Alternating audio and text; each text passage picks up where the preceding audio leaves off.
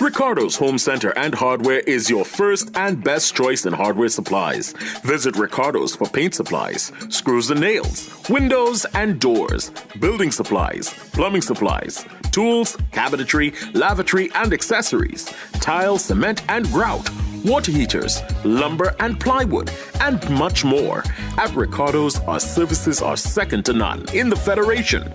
We offer paint mixing, screen repair, screen installation, window repair, security screen door repair, and commercial doors and locks repair.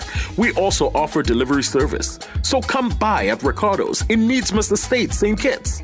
Call 465-9229, 466-1824, 662-3451. Email rhcenter.h@gmail.com. For the best in supplies and service, visit Ricardo's Home Center and Hardware. Former President of the Caribbean Court of Justice, Sir Dennis Barron, said if the Caribbean Court of Justice had to rule on the landmark electoral boundaries case that was brought before the Privy Council in 2015, he would have recused himself. Reason? His brother, now the Attorney General, was one of the legal minds behind the then opposition Team Unity when they appealed the case before the Privy Council. Now, this whole question of conflicts of interest, there's a lot of law about that. And the law is very clear where materials are available to lawyers, to judges, to members of the public, that if a judge has a conflict of interest, and that conflict of interest could arise because he has a relative who may be connected to the case, the law requires the judge to withdraw from the case. It's simple and straightforward. That is something which happens anywhere in the world. In this case, if this case was presented before you, the one I mentioned earlier, I couldn't settle it. Simple. I couldn't settle it. So the answer is obvious and the solution is clear. Sir Dennis, in an SK Newsline news special to be aired this Thursday on sknewsline.com, said it would be difficult to determine how the CCJ will rule on this matter, but suggested that the track record of the CCJ is impeccable in the delivery of justice. Impossible for me to say that one can speculate what a court would do when a case is not before the court. I think that there have been many cases where cases have in fact come before the CCJ, and the quality of our justice has been admired universally.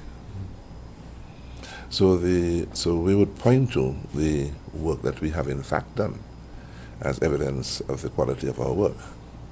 In defense of his point, Sir Dennis gave an example of how a potential conflict of interest affected a landmark case brought before the Privy Council. One of the most famous cases where this principle was brought to the attention of the public was in England, the same highest court in England. I don't know if you remember the Pinochet case. And they found against Pinochet. And afterwards it became to light that the wife of one of the judges was in a pressure group which is highly critical of Pinochet. And there was an international uproar. And so the Privy Council, the House of Lords, had to sit again to decide whether their judgment was biased. In 2015, the Labour Party government had introduced changes to the electoral constituencies by proclamation on the 16th of January 2015, exactly 1 month before the scheduled vote. The opposition, however, claimed the proclamation was not correctly gazetted. They said the new boundaries would also give government candidates an unfair advantage, and they launched a legal challenge. Local courts dismissed their appeals. In 2015, 5 British justices sitting on the Judicial Committee of the Privy Council in London overturned the introduction of fresh constituency boundaries days before Election Day. The elections were held using the old electoral boundaries.